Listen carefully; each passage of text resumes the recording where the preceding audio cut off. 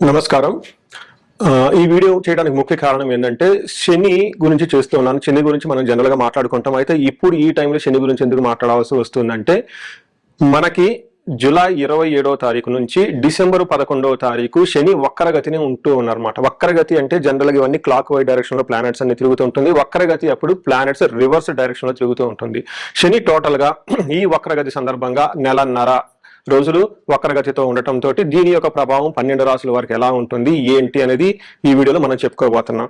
ఇందులో ముఖ్యంగా శని గురించి ఎప్పుడైతే మనం మాట్లాడుకోవాలో, శని వచ్చేటప్పటికి కర్మ ఫలదాత అంటే మనం వర్క్ చేస్తే దానికి కావాల్సిన రిజల్ట్ ఇచ్చేవాళ్ళు ఎవరంటే శని మహాత్ముడు.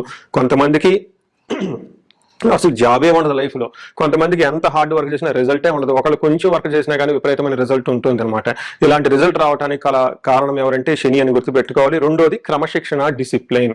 కొంతమంది లైఫ్ లో చాలా డిసిప్లైన్డ్ గా ఉంటారు. ఉదయాన్నే లెగటం, చక్కగా టయానికి భోజనం చేయటం, చక్కగా టయానికి ప్రతిదాన్ని పనిని అవగొట్టడం అలా చేస్తూ ఉంటారు అనమాట. అలా క్రమశిక్షణగా ఉండటానికి, కొంతమంది అసలు క్రమశిక్షణగా లేకుండా ఉండటానికి కూడా శని కారణం అని మీరు గమనించాలి. తర్వాత ఆలస్యము, ఆటంకాలు అని చెప్తారండి. శని ఉండటం వల్ల ప్రతి పని లేట్ అవుతూ ఉంటుంది. శని అంటేనే లేట్ అని ఇంగ్లీష్ లో మీనింగ్ అనమాట. శని చర అంటే స్లోగా మూవ్ అవుతుంటుంది. శని ప్రభావంతో ఎవరైతే ఉంటారో వాళ్ళంతా లేట్ గా ఉంటారు, ఆలస్యంగా ఉంటుంది, పనులు తొందరగా కావు, ఆటంకాలతో ఉంటుంది. చాలా మందికి రకరకాల ఆటంకాలు ఉంటాయి. కొంతమంది ఏ పని చేసినా కానీ ఆటంకాలు లేకుండా చేసేస్తూ ఉంటారు.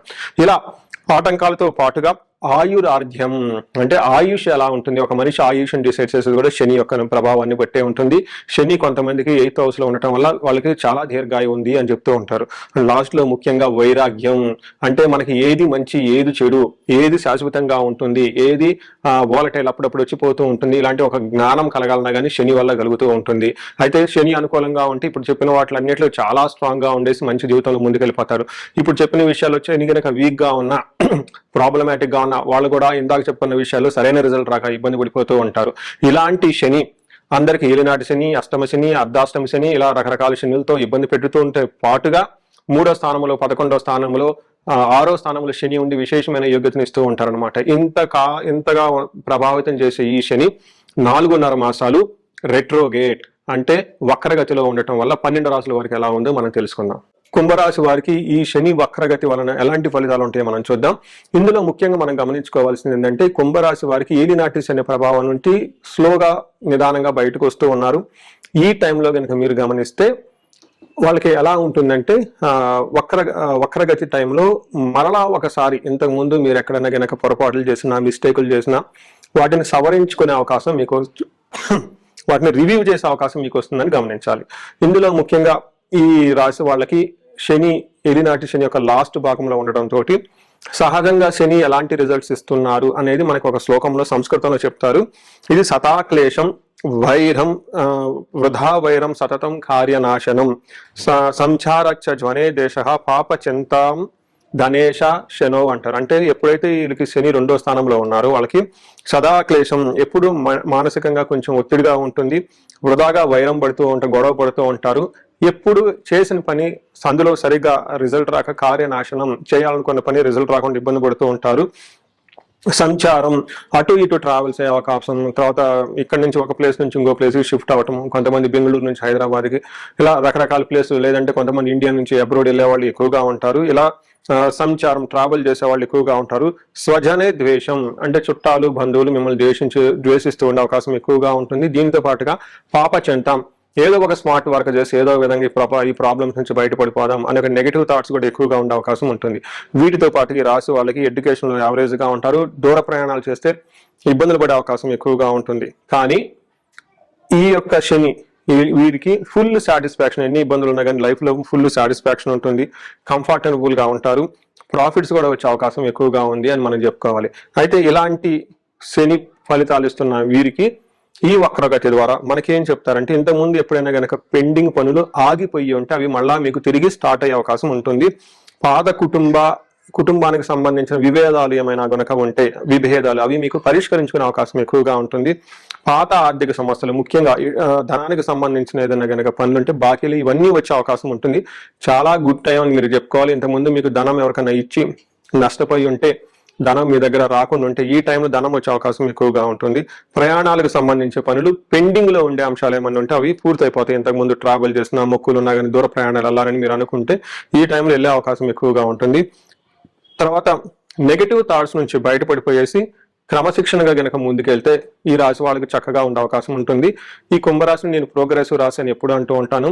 ఎందుకంటే ఏళ్ళనాటి శని అయిపోయి స్లోగా నిదానంగా ప్రోగ్రెస్ వైపు వెళ్తూ ఉన్నారు కాబట్టి. సో ఈ రాశి వాళ్ళకి అష్టైశ్వర్యాలు కలగాలి, భోగభాగ్యాలు కలగాలని చెప్పేసి నేను కోరుకుంటున్నాను. నమస్కారం. సో ఇప్పటిదాకా మనకి ఈ రాశి వాళ్ళకి ఎలా ఉందో తెలుసుకుందాం, శని గ్రహం యొక్క ప్రభావం. అయితే ఈ రాశి వాళ్ళకి కనుక ఏదైనా ప్రతికూల ప్రభావం ఉంటే వీటి నుంచి ఎలా బయటపడాలనే దానికి కొన్ని పరిహారాలు ఉన్నాయి. ఫస్ట్ పరిహారము సెల్ఫ్ రెమెడీస్, అంటే మీరంతా మీరు చేసుకోగలిగిన రెమెడీస్ కొన్ని ఉంటాయి. అందులో ముఖ్యంగా ఒకటి శని పిప్పలాద స్తోత్రం. చాలా సింపుల్ గా, ఈజీగా ఉంటుంది, చాలా పవర్ఫుల్ గా ఉంటుంది, మీకు నెట్ లో దొరుకుతుంది. అది తీసుకొని సూర్యోదయం సూర్యాస్తమం టైం 2 పూట్ల కనుక చదువుతూ ఉంటే శని పెట్టే బాధల నుంచి చాలా వరకు బయటపడిపోతారు. రెండోది పరిహారం ఏంటంటే హనుమాన్ చాలీసా చదవటము, లేదా హనుమాన్ కార్యసిద్ధి మంత్రం అని మీకు నెట్ లో ఉంటుంది. ఇది 21 టైమ్స్ ప్రతిరోజు చదవగలిగితే చాలా బాగుంటుంది. వీటితో పాటుగా శనివారం మీరు నవగ్రహాల దగ్గర శనిమూర్తి ఉంటారు. ఈ శనిమూర్తికి తైలాభిషేకం చేయటం చాలా చాలా ఉత్తమం. మీరు చక్కటి కోల్డ్ ప్రెస్ బయట జరుగుతుంటే నువ్వుల నూనె ఒక 100 ml తీసుకోండి. తర్వాత ఒక చిన్న రిబ్బన్ లాంటిది బ్లాక్ కలర్ ఒక గుడ్డ మొక్క క్లాత్ తీసుకోండి. దీంతో పాటుగా కొంచెం బెల్లము, కొంచెం నువ్వులు తీసుకొని వెళ్ళిపోయి స్ట్రైట్ గా మీరు శనిమూర్తి దగ్గరికి వెళ్ళేసి ఈ నూనె ఆ శనిమూర్తికి అభిషేకం చేసి మీరు తీసుకున్న నువ్వులు శని మహాత్మ మీద చెల్లేసి వెంటనే మెడలో ఒక వస్త్రంలాగా కప్పి చిన్న బెల్లం ఒక తోలపాకుల మీద కానీ లేకుంటే అలాగనే యాజిటీస్ గా కానీ కింద పెడితే మీ యొక్క పరిహారం అయిపోతుంది. అక్కడ నుంచి వీలైతే 3 సార్లు ప్రదక్షిణ చేయగలిగితే చాలా చాలా బాగుంటుంది. ఇవి 3 మీ అంతా మీరు చేయగలిగిన పరిహారాన్ని గమనించుకోవాలి. వీటితో పాటుగా ఉదయాన్నే లెగటం, జాగింగ్ చేయటం, యోగా చేయటం అనేది కూడా చాలా చాలా ముఖ్యం. శని పెట్టే ప్రతికూల పరిస్థితుల నుంచి చాలా ఉపశమనం లభిస్తుందని తెలుసుకోవచ్చు. అయితే ఇవి కాకుండా కొన్ని రెమెడీస్ ఉంటాయి. అవి ముఖ్యంగా ఏలినాటి శని నడుస్తున్న రాసులకి, అష్టమ శని నడుస్తున్న రాసులకి, అర్ధాష్టమ శని నడుస్తున్న రాసులకి, వీటితో పాటుగా శని మహాదశ నడుస్తూ ఉంటుంది.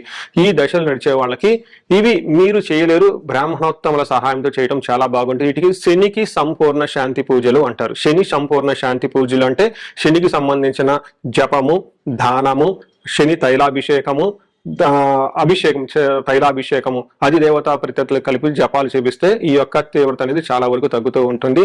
అంతేకాకుండా శని పాశుపత అభిషేకం అని ఉంటుంది. ఈ శని పాశుపత అభిషేకం చేసినా కానీ శనిమూర్తికి డైరెక్ట్ గా చాలా చాలా మంచి రిజల్ట్ ఉంటుంది.